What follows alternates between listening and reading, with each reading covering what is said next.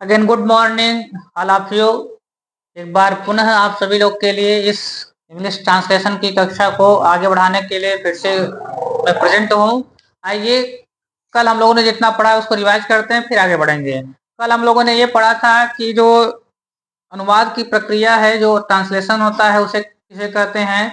किसी अन्य भाषा के या किसी भाषा के वाक्यों को किसी अन्य भाषा के रूप में ढालना, बनाना, परिवर्तन करना, चेंज करना ही क्या कहलाता है? ट्रांसलेशन कहलाता है।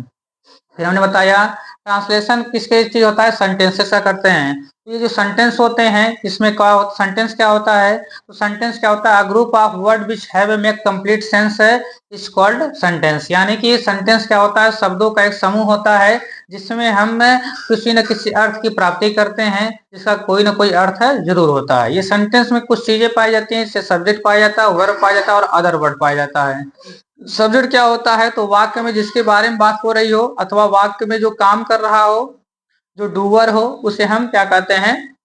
सब्जेक्ट कहते हैं। और सब्जेक्ट को एक्सप्लेन करने के लिए वर्ब और क्या आते हैं? अदर वर्ड आते हैं। ठीक। अब सब्जेक्ट कितने टाइप के होते हैं? दो टाइप के हो गए। एक होता है सिंगुलर सब्जेक्ट और एक होता है प्लूरल सब्जेक्ट। अब यहीं से शुरुआत करते हैं। आइए देखिए, कहते हैं जो सब्जेक्ट है वह दो टाइप का हो गया। एक हो गया सिंगुलर हो गया और एक हो गया प्लूरल सब्जेक्ट। बात आती है सिंगुलर सब्जेक्ट में कौन कौन से आते हैं और प्लूरल सब्जेक्ट को क्या क्या आता है। ठीक है, देखिए, तो सिंगुलर सब्जेक्ट की बात करें जहां पर एक हो, तो देखिए किसी का नाम हो गया, कोई नाम हो गया, वो क्या होगा?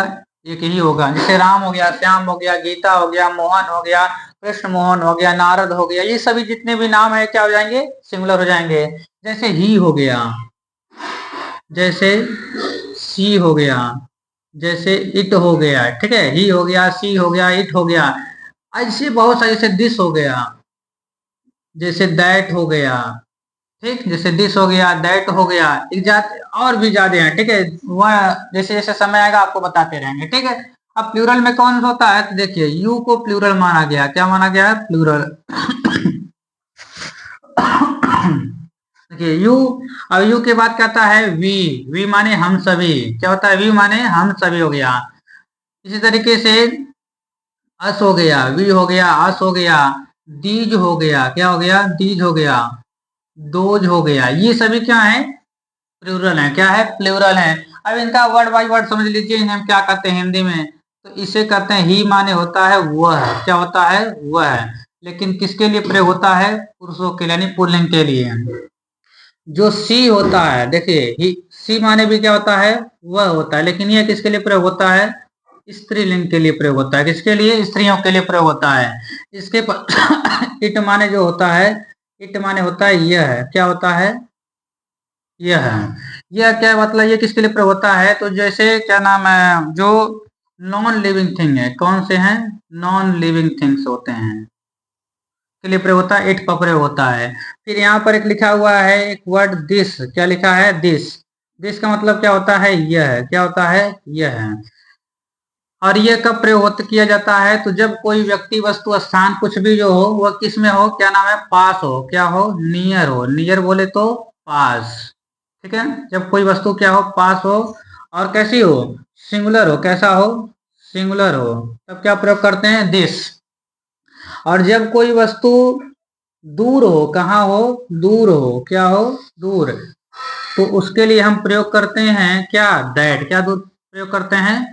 दैट। ठीक है, लेकिन ये भी क्या है? सिंगुलर है। क्या है? सिंगुलर। क्या है? सिंगुलर। यानी कि दिस का प्रयोग कब करते हैं? दिस का प्रयोग जब कोई चीज हमारे आसपास होती है, हमारे समीप होती है, हमारे पास होती है, तो उसके लिए हम दिस का प्रयोग करते हैं।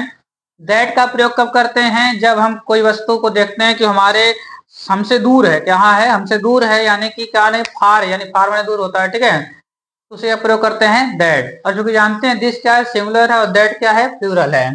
बात आती है कि दिस का जो प्लूरल है वह क्या होता है? तो दिस का प्लूरल होता है दीज। क्या होता है? दीज। और इसका मतलब होता है ये सभी, ये सभी या यह सब। ठीक। और दैट का होता है प्लूरल दोज। क्या होता है? दोज। इसका मतलब जैसा था वे सभी। क्या होता है? वे सभी या वह सब,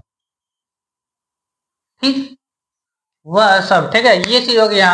अब देखिए यहाँ पर एक वर्ड है यू, यू माने, अब देखिए यू का प्रयोग कैसे करते हैं, तुम के रूप में, कैसे रूप में, तुम या आप के रूप में, किसके रूप में, यू का मीनिंग क्या होता है, तुम भी होता है और आप भी होता है। ये सिंगुलर और प्लूरल यानी एक वचन और बहुवचन दोनों रूप में कैसा होता है, सेम सेम होता है। वी का प्रयोग कब करते हैं, यानी कि जैसे मान लीजिए आई, यानी कि मैं जब अकेले हूं तो आई का प्रयोग करेंगे। लेकिन जब कभी भी हम कई लोग हो जाएं, कई लोग काम, जैसे मान लीजिए हम काम कर रहे हैं, जैसे मैं पढ़ा रहा हूं तो मैं बोलूंगा मैं। लेकिन मैं एक अपने ग्रुप बना लूं 10-15 लोग का, तो क्या कहेंगे, हम सभी लोग इस यूट्यूब चैनल पर पढ़ा रहे हैं।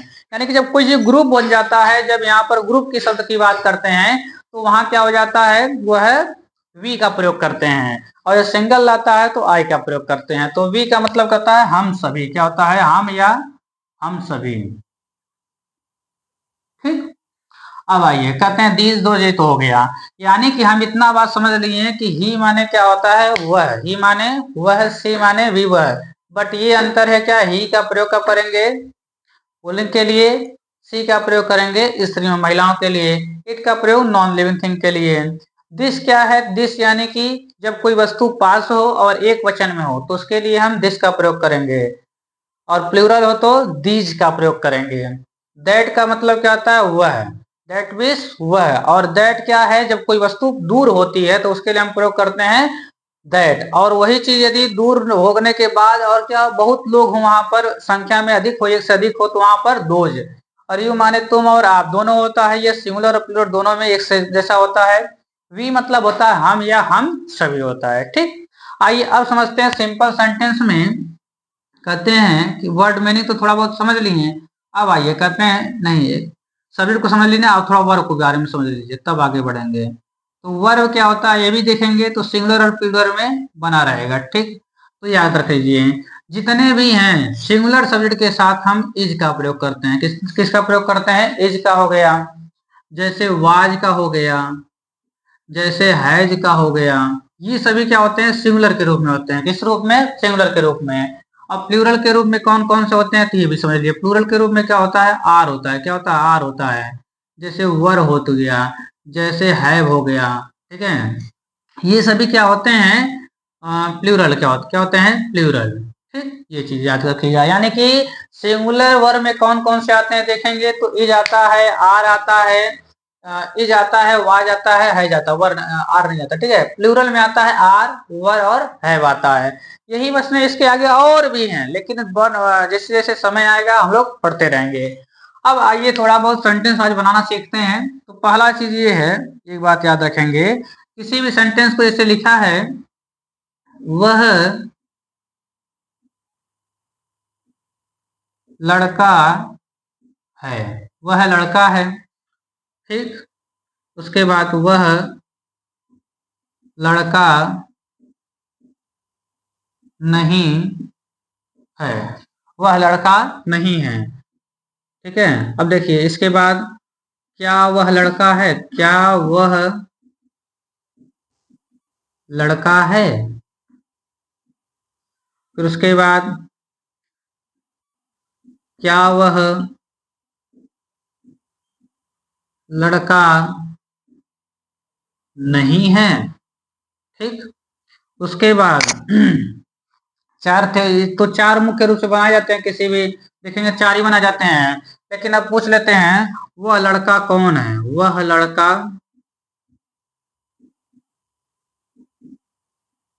कौन है, ठीक है। वह लड़का कौन है, इस प्रकार से, या वह लड़का कौन नहीं है, ठीक है, ऐसे बना सकते हैं। बहुत वाक्य हम बनाना सिखाएंगे, एक सेंटेंस हम 6-6, 12-12 सेंटेंस बनाना सिखाएंगे। आइए हम समझते हैं वह लड़का है, इसकी अंग्रेजी में ट्रांसलेशन कैसे करेंगे। तो सबसे पहले हमें दिमाग बैठाना चाहिए, किसी भी सेंटेंस का जो स्ट्रक्चर होगा, तो सबसे पहले हम लिखते हैं सब्जेक्ट। क्या लिखते हैं, सब्जेक्ट, यानी कि जिसके बारे में बात हो रही हो या जो काम कर रहा हो। पहले लिखते हैं सब्जेक्ट, सब्जेक्ट के बाद हम लिखते हैं वर्ब, क्या लिखते हैं, वर्ब। और वर्ब के बाद क्या लिखते हैं, अदर वर्ड, या लिखते हैं हम ऑब्जेक्ट, क्या लिखते हैं, ऑब्जेक्ट, ठीक। तो हम इसको, इसी को फॉलो करते हम चलते हैं कि यहाँ पर हम क्या लिखेंगे, तो समझिए। यहाँ पर हम समझते हैं कि देखिए, इसके बाद से जैसे लिखा हुआ है, हम इसका एक स्ट्रक्चर यहाँ से बनाते हैं। इन सभी सेंटेंस का एक स्ट्रक्चर बनाने जा रहा है, ठीक है। देखिए पहला हम लिखेंगे, जैसे ये तो हो गया subject plus is M R, ठीक है। तीनों में से कोई एक प्रयोग करेंगे, या इज ही प्रयोग करना है यहाँ पर, तो इस नाते हम क्या लिखते हैं, इज ही लिखते हैं। फिर उसके पश्चात हम प्रयोग करेंगे अदर वर्ड। फिर उसके बाद हम यूज करेंगे subject plus is plus not plus object. फिर उसके बाद क्या करते हैं, एक बात याद करिए, जब कोई भी सेंटेंस से यदि मतलब कि अफर्मेटिव, अफर्मेटिव मतलब क्या होता है, उसमें नॉट का यूज ना हो, नहीं शब्द ना आया हो। जैसे देखेंगे सब्जेक्ट के साथ यहाँ पर क्या है, ये अफर्मेटिव है, क्या है, अफर्मेटिव, ठीक है। जिसे असर्टिव सेंटेंस भी कहते हैं कुछ लोग, ठीक है।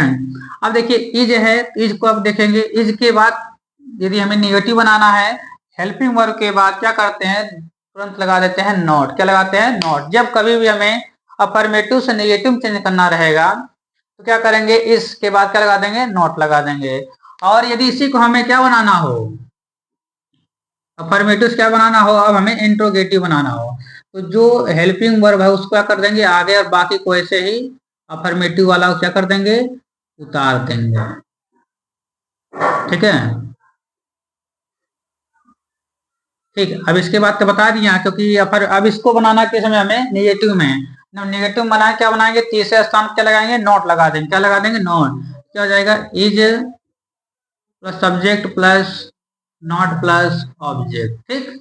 अब कुछ नहीं करते हैं, चार तरीके का यदि बन गया तो पांचवा अपने आप बनेगा WH फैमिली वाला। तो उसको हम एक बार बताते हैं, WH फैमिली बात पहले लिख लेंगे, बाकी सब इसे उतार देंगे, ठीक। आइए समझते हैं, आज एक सेंटेंस समझेंगे बस, बाकी कल लेके ऐसा और इसी तरीके से पढ़ाऊंगा ना कि आपके रग रग में से एक एक रुएं में से अंग्रेजी ही निकलेगी। समझते रहिए बस एक एक चीज को। आइए, वह लड़का है, किसको बनाते हैं, वह का अंग्रेजी क्या होता है, सब्जेक्ट पहले लिखेंगे, तो यहाँ पर वह लड़का है, कौन लड़का है, वह लड़का है, तो यहाँ पर सब्जेक्ट वह हो गया। तो आइए, वह की अंग्रेजी क्या होती है, यहाँ पर देखिएगा ही, क्या होती है, ही के बाद क्या लिखेंगे, इज। क्या लिखेंगे, इज। वह है क्या है, लड़का, तो ही इज अ बॉय। और आग क्यों लगा देते हैं, तो ऐसे नॉर्मली ए और एन का प्रयोग करते हैं, आगे बताएंगे, ठीक। आइए, ही इज ए बॉय यानी कि वह लड़का है। वह लड़का नहीं हो तो हम जानते हैं, तुरंत लगा देंगे तीसरे स्थान पे not, he is not a boy, वह लड़का नहीं है। और इसी चीज को यदि हमें पूछना कि क्या वह लड़का है, क्या वह लड़का है, आइए देखते हैं, इज। तो इज की बात करेंगे तो इज ही बॉय, क्या वो लड़का है। फिर कहते हैं इसको नकारात्मक बनाइए, नेगेटिव बनाइए, इज ही नॉट, क्या वो लड़का नहीं है। उससे नहीं कि तुम लड़के हो, क्या प्रूफ है, तो बताते नहीं बताते हैं, तो ऐसे चीज को, ठीक है। तो आइए इस सब चीज को समझते हैं कि यानी कि तीन तरीके से, चार तरीके से हमने एक सेंटेंस को बनाया।